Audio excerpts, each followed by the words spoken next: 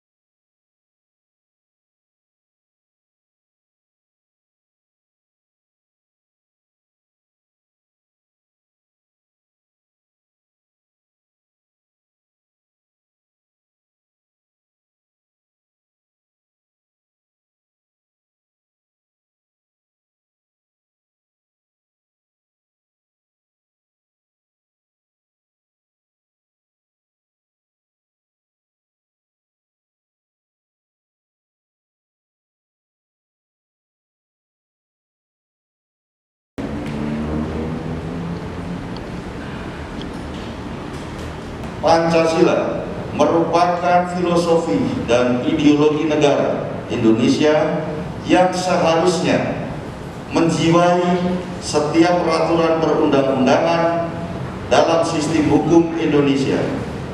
Salah satu sila dalam Pancasila berbunyi, kemanusiaan yang adil dan beradab.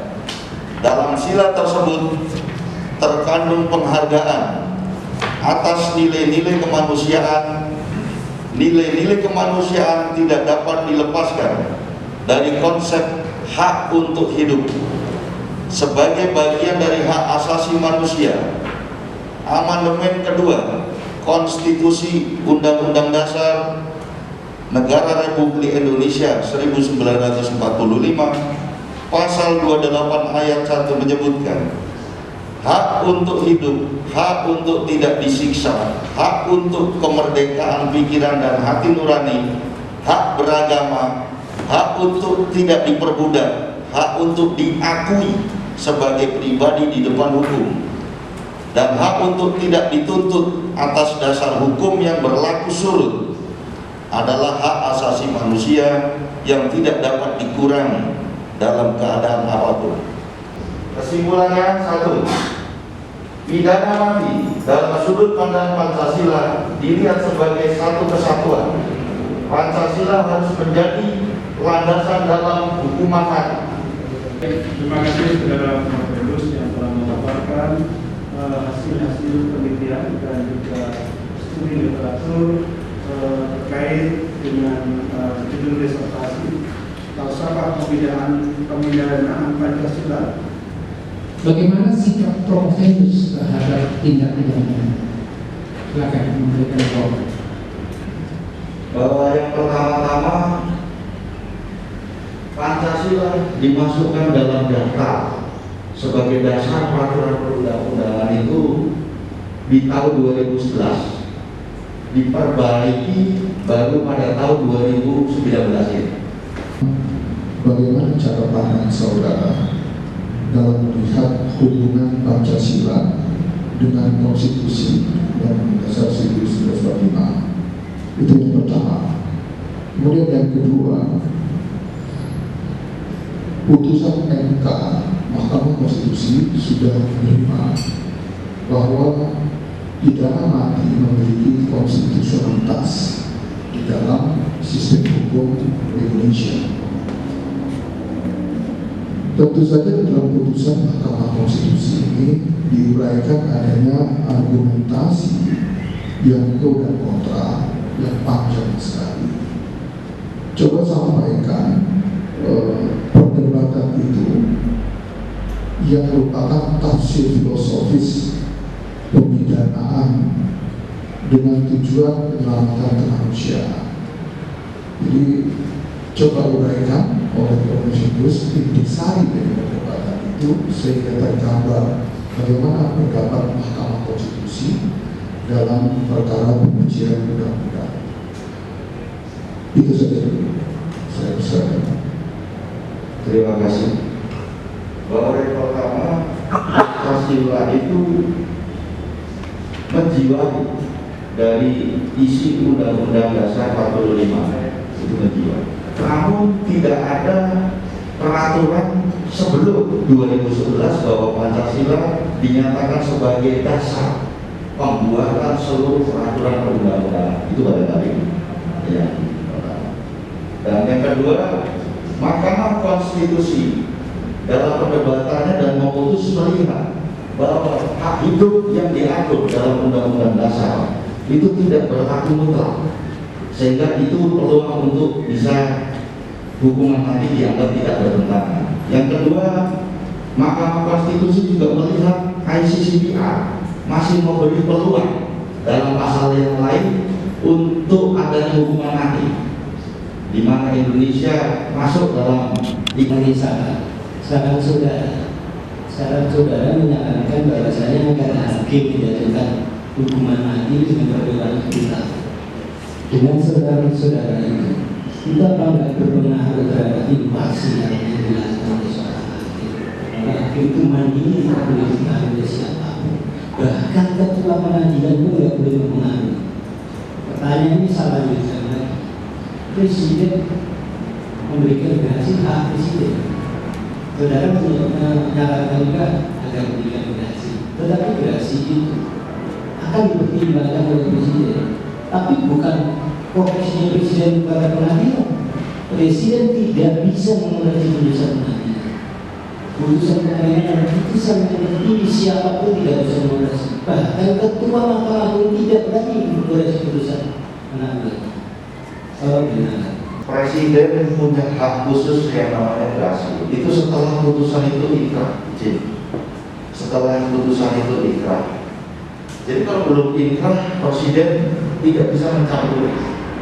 Adanya promovelus kayak ngotot begitu untuk adanya hukuman bisa dirubah.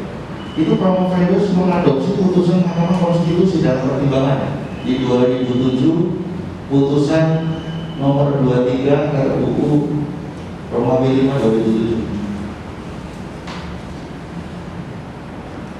Ini atas gugatan uji materi Undang-Undang nomor 22 tahun 1997. Karena ini sudah diputus Mahkamah Konstitusi, DPR punya hak, punya kewajiban 3 tahun untuk membuat undang-undang baru. Lahirlah Undang-Undang nomor 35 tahun 2009 pasal narkotika. Tapi juga tidak mengadopsi adanya hukuman yang dimaksud Mahkamah Konstitusi. Bagaimana tadi sikap pro terhadap hukuman mati Promovelus di dalam konteks kejahatan narkotika dan psikotropika dan pelaksanaannya secara praktis. Silakan. Berbicara kembali pada judul, di situ ada falsafah Pancasila.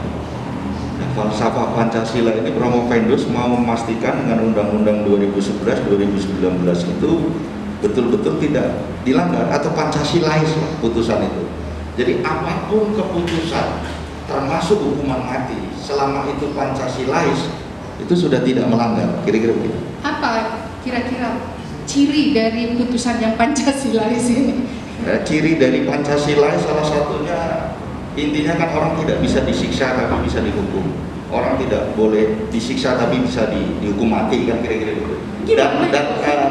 Dan ini hukuman yang tidak Pancasila di sini ya. Itu setiap putusan hukuman mati itu tidak serta-merta bisa dilaksanakan ya. Jadi yang bersangkutan dihukum lagi lebih lama di tahanan, nggak tahu nunggu apa eksekusi, gerasi, PK apa. PK dia sekarang PK bisa lebih dari 1 kali.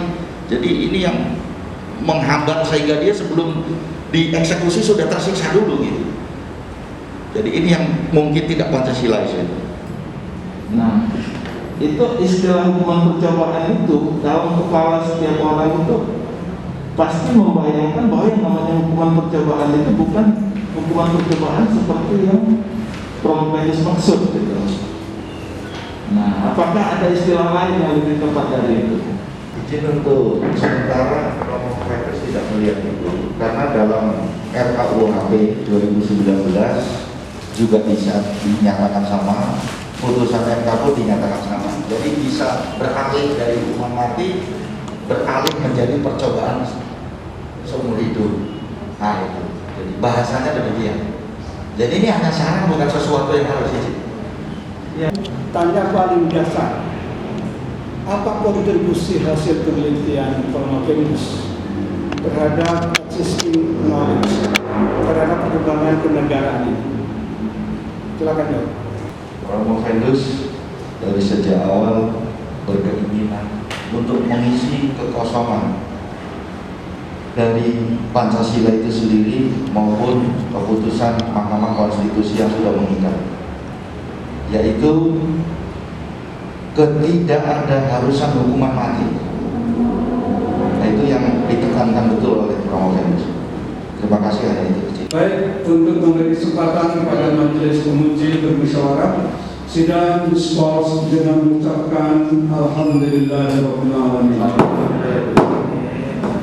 Putuskan bahwa Prof. Pedus atas nama Saudara Eko Supriyadi dinyatakan lulus dengan predikat sangat memuaskan.